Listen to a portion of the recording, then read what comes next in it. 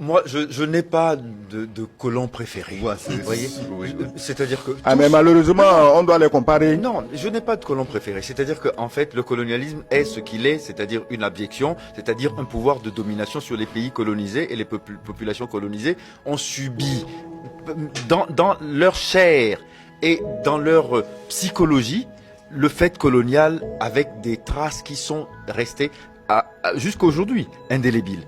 On commence seulement à en mesurer les méfaits et à en guérir, mais petitement. Regardez, attendez, je vais vous dire quelque chose qui m'a toujours choqué, moi, ici à Lomé. Nous sommes en 2023. Vous allez dans des familles togolaises. Le père et la mère sont togolais. Les enfants n'ont pas traversé la frontière, ni béninoise, ni ghanéenne. Mais les enfants ne savent pas parler aucune langue locale, ils parlent français.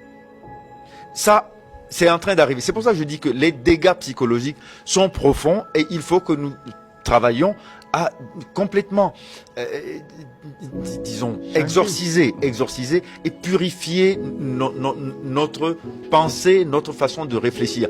Et parce que nous avons été formés, une grande partie de l'élite africaine post-indépendance a été formée pour perpétuer le système colonial. Vous voyez, c'est-à-dire que nous avons toujours cette fascination pour les grandes écoles françaises, l'ENA, etc. À l'époque, c'était l'INFOM, l'Institut français d'outre-mer, où on formait les cadres pour venir travailler pour l'administration française. Et ce sont ceux-là qui ont pris le pouvoir après. Donc on n'est pas étonné de voir que nous avions une génération de présidents qui étaient des lèche-bottes de l'Élysée. Disons-le comme ça, sans offenser personne.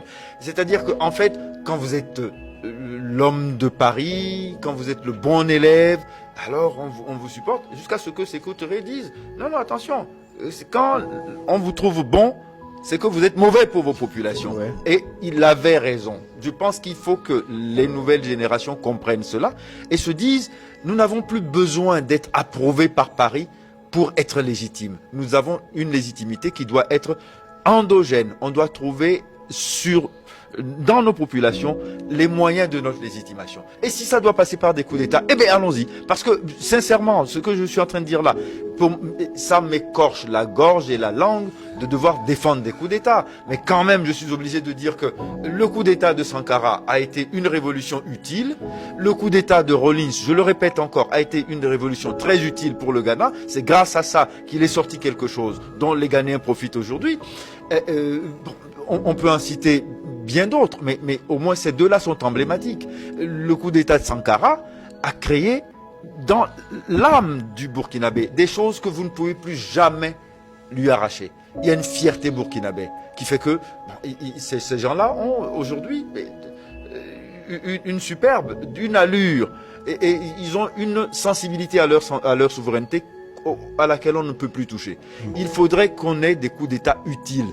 Le coup d'État utile, c'est le coup d'État que vous assumez jusqu'au bout. C'est pas le coup d'État que vous faites pour après aller vous excuser de l'avoir fait en disant bon mais je vais rendre le pouvoir dans 2 ans, dans 3 ans. On ne fait pas un coup d'État pour après démissionner du coup d'État. Vous l'assumez jusqu'au bout. Alors les Nigériens qui disent oui bon pour qu'on nous foute la paix, on va laisser le pouvoir dans 3 ans, ils commencent déjà à rentrer dans la logique du coup d'État foireux qui n'aura servi à rien. Mais oui, vous ne prenez pas le pouvoir comme ça. En le braquant pour venir dire après on s'excuse de l'avoir fait. Vous le faites pour une raison et vous assumez cette raison jusqu'au bout. Comme l'a fait Rawlins en changeant le Ghana profondément. Je respecte ça. Ouais.